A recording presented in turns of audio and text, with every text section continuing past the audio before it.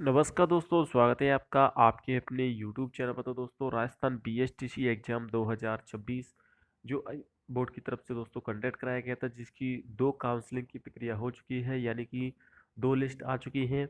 Third list का छात्र बेसब्री से इंतजार कर रहे हैं। थर्ड लिस्ट के लिए कितनी सीटें खाली बची हुई हैं, साइड पर क्या अपडेट है दोस्तों इस समय, और इसके अलावा जिन छात्रों के कम नंबर रह गए हैं, बहुत ही कम नंबर हैं, तो उनके जो 3000 रुपये जो उन्होंने काउंसलिंग के समय जमा किए थे, वो रिफंड होंगे कि नहीं होंगे।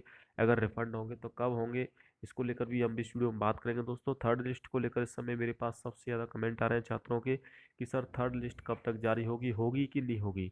देखिए, 21 तारीख तक दोस्तों सेकेंड जो अलॉटमेंट बोर्ड की तरफ से जारी किया गया था, उसकी डेट निकल चुकी है। और साइट पर भी अगर आप देखोगे तो 21 तारीख के बाद से कोई अपडेट ही नहीं आ रही है। जी हाँ दोस्तों, लास्ट अपडेट 21 तारीख की थी और आज आपका 24 जुलाई हो चुका है, यानी कि दोस्तों लगभग 2 से 3 दिन निकल चुके हैं।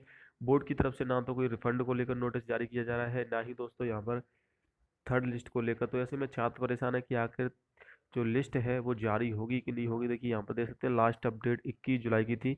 21 जुलाई तक दोस्तों जिन छात्रों को दूसरी लिस्ट में कॉलेज मिली थी, सेकंड लिस्ट में, उनका अलॉटमेंट के तहत रिपोर्टिंग की लास्ट डेट थी, या फिर एडमिशन की लास्ट डेट थी। अब दोस्तों थर्ड लिस्ट को लेकर छात्र परेशान है।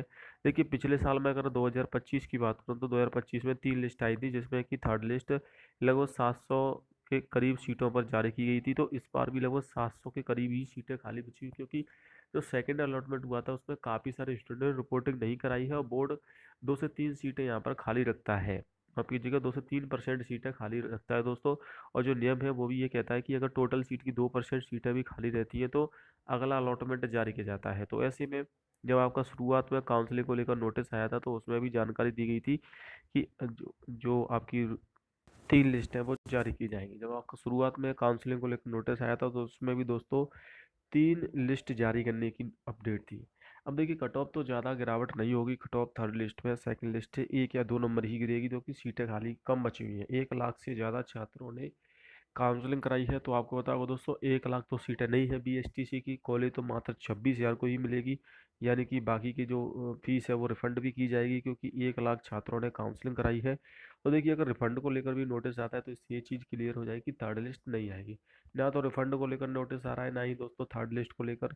तो मे भी दोस्तों आज कोई ना कोई जानकारी सामने निकल के आ सकती है थर्ड लिस्ट को लेकर। और थर्ड लिस्ट आपकी इसी सप्ताह में सोमवार तक जारी होने की संभावना है। क्या दोबारा से काउंसलिंग करानी होगी? तो देखिए, दोबारा से काउंसलिंग कराने की कोई ज़रूरत नहीं है। आपने जो पहले कॉलेज अलॉटमेंट भरा था उसी के आधार पर थर्ड अलॉटमेंट या तीसरी लिस्ट है वो जारी की जाएगी। तो तीसरी लिस्ट दोस्तों आपकी आप एक सप्ताह तक और वेट कर लीजिए, यानी कि 25 जुलाई से लगभग आपकी 30 जुलाई के बीच में थर्ड लिस्ट है वो जारी हो सकती है। सीटें लगभग 700 के करीब अभी भी खाली बची हुई हैं। तो अभी भी काफ़ी सारे स्टूडेंट को उम्मीद है कि उनकी साल ख़राब होने से बच सकती है, उनको कॉलेज मिल सकती है।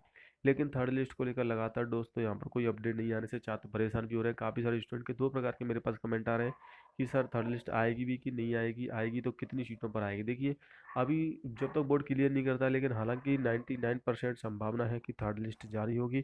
और इसको लेकर आज या कल में दोस्तों कोई ना कोई अपडेट आ जाएगी, और 25 जुलाई से आपकी दोस्तों 30 जुलाई के बीच में लिस्ट आ सकती है। Pre D Ed second counselling 3500 से ज़्यादा सीटों पर अलॉटमेंट हुआ था।